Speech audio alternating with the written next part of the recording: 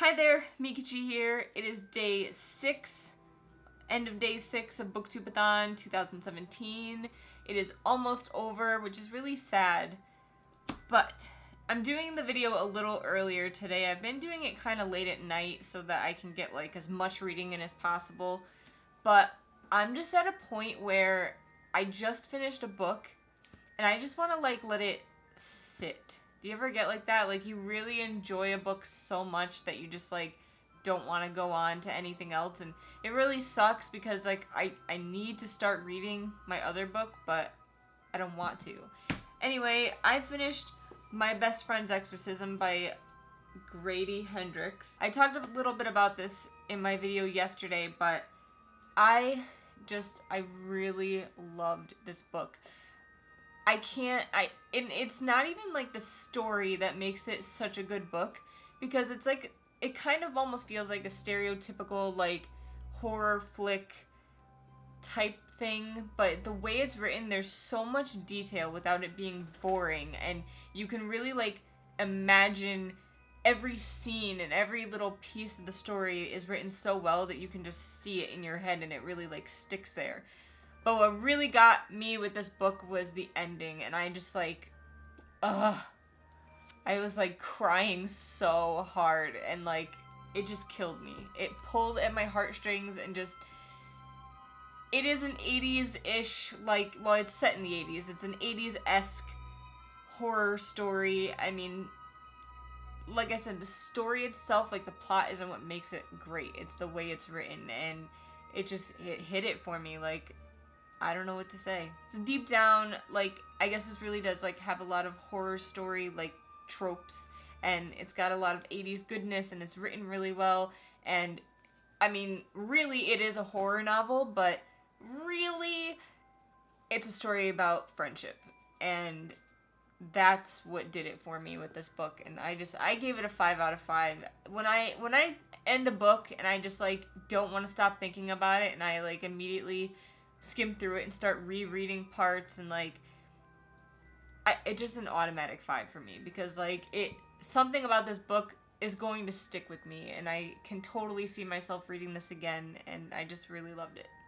And I don't want to go on, which really sucks because I need to read this book. So the reason I picked up this book was because of the cover, because the cover is so amazing.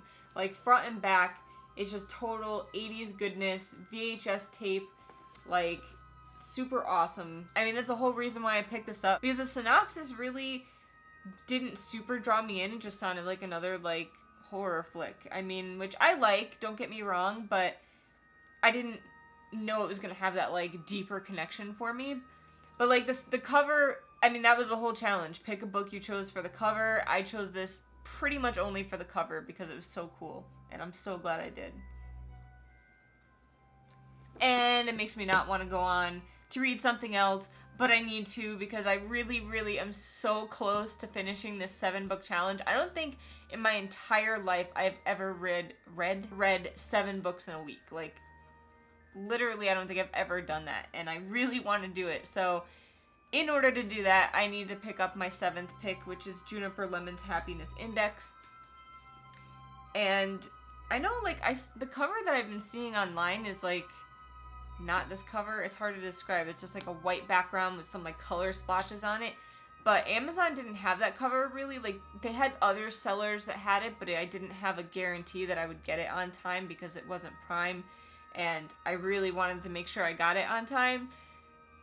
But thank goodness, like, you could get the hardcover edition still, like, for only a couple dollars more, and it was Prime, so I got it. And I went over the synopsis of this in one of my videos, but basically it's about a girl that loses her sister. Her older sister dies, and then 65 days after her sister's death, she finds a note written to you. And I guess this is kind of like a journey of how the main character finds out who you is. And it just sounded like a cool premise, and this is the book that is the official Booktube-a-thon 2017 book, chosen by the Booktube-a-thon creator.